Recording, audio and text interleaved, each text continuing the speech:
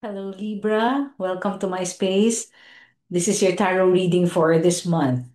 Tonight is the full moon in Aries, and it says a fiery climax approaches. Wow, so nice. Maybe there's something new coming in where you get to experience tremendous happenings, climax. So, really, really good.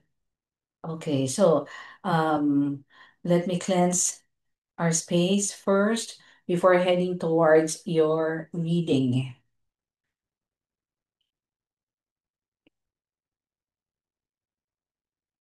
So Libra, I know that things are um, a bit of some kind of okay lang, ganyan, not really very significant, but towards the end of the cycle, before we reach Scorpio, I have a feeling that you will get to experience this climax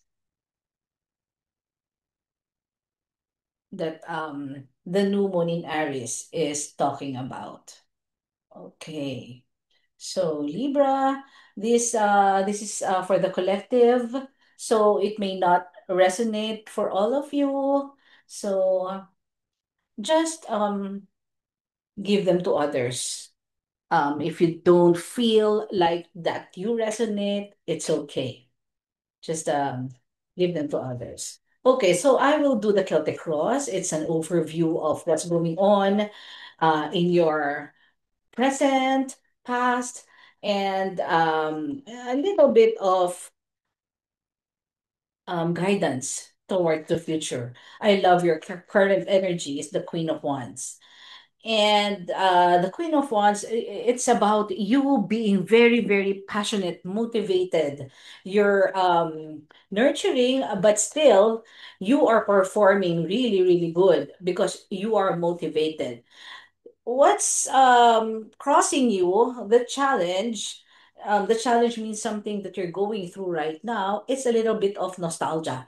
Maybe you're missing someone that made you really, really happy during your childhood days. This is also a card of innocence. So maybe you are going to be with someone or be at some place where you get to feel a lot of nostalgia. In the recent past is the King of Swords. So I think in the recent past, you may have encountered someone who is very, very um, honest person, straight to the point, medyo may pagka masungit, clear na very determined sa kanyang sinasabi.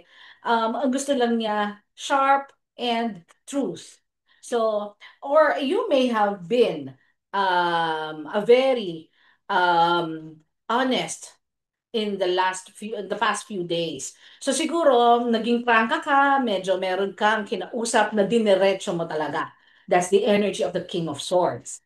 Now, in your past foundation is the Four of Pentacles.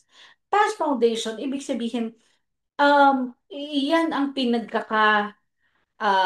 hugutan natin before tayo nag-meet ngayong pagpasok ng October ng Libra season. This is about you holding on. And also, this is all about something na okay, stable naman ako dito eh. Sa hawak kong pera, okay na ako dito. Sa hawak kong perang to. Um, Hindi ako maglalabas, hindi ako gagastos because alam ko meron akong paglalaanan na something bigger. Although, kumbaga, kung may pera ka ngayon na tinatago or nakatabi, okay na yan because maybe you are preparing for something bigger. Now, in the near future is the Wheel of Fortune. Wow, beautiful. So, it may be telling us that you will encounter something good, a very, very good fortune in the near future. So, nice. Now, what's your there's something in your head, on your mind, it's the Five of Swords. This is about your goals, motivation, hopes, dreams, the Five of Swords. Maybe you want to walk away from someone or from a situation. Nasabi mo balang araw, um, aalis din ako dito, hindi na kami mag-uusap nitong taong to, hindi ko na sila makikita, balang araw dadating din yan. Parang you may be thinking of leaving a situation or a person na alam mong makakabuti sa'yo. Um, at siguro diyan manggagaling etong iyong motivation right now. You at your present situation, motivated ka talaga eh. And the sun, in your present situation, masaya ka. And sabi siguro sa loob-loob mo na leaving this person behind, this situation is really, really good for me. It will really make me be a bigger person, a better person. So maybe ganado ka talagang gawin yan, ang pag-alis. If you are feeling like leaving or resigning from your job or transferring place, looks like very, very excited ka. Or talagang leaving someone behind. And this is the judgment, ito yung desisyon na nakakaapekto talaga sa buhay mo. Na siguro matagal nang gustong-gusto mo nang iwan etong sitwasyon na to or etong taong to at ngayon ka lang nagkaroon ng pagkakataon, lakas ng loob ng Queen of Wands para gawin ito. And it really makes you feel very, very happy. Now, in your secrets and dreams is fears is the Six of Pentacles. So maybe nag-iisip ka na nako, um, kung umalis ako dito, meron kaya akong makukuha. So let's say lang na you're leaving a job, tama kaya yung mga kukuha ko na parang benefits ko, magagamit ko ba yung aking separation pay, tama kaya, that's in your fears area. So hindi ko naman sinasabing mangyayari yan, but you're feeling na parang, teka, parang may doubts yata ako.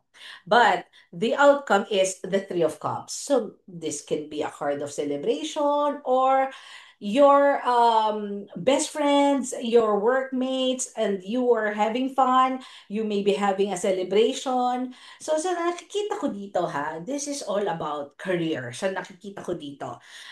Because a lot of money, actually, walang cup. Oh, the only cups na present here is about nostalgia. And this is maybe, feeling ko dito, you are very, very excited because malapit mo nang hindi makita ang mga taong ayaw mo nang makita. So, and very, very excited ka because maybe it's about time na mag-retire na and have fun na lang. Enjoy life na lang. And the back of the deck is the Ace of Cups. The Ace of Cups is beginning of something you will really, really love. So, talagang siguro meron ka na talagang tatapusin sa buhay mo ngayon, hihintuin mo na ang pakikipag-usap sa mga taong hindi naman nakakatulong sa'yo, and you will be focusing more on what you love. So, pwedeng family, anak, husband, wife, or job, another job, or a sport, hobby, ganyan. So, something you will love. So, very, very beautiful sa reading sa'yo, Libra. Something to look forward to. Siguro yun yung sinasabing climax kanina. Eto yun. Something is going to happen in your sign this Libra season. And it's something, a big move. Medyo nostalgic ka dito, but you made a very, very important decision in your life. And it's about money, may connection sa pera, may connection sa career, and magiging very, very happy ka dito sa decision mong to. So, very, very nice reading for you, Libra. Now, I'll get one oracle card for you.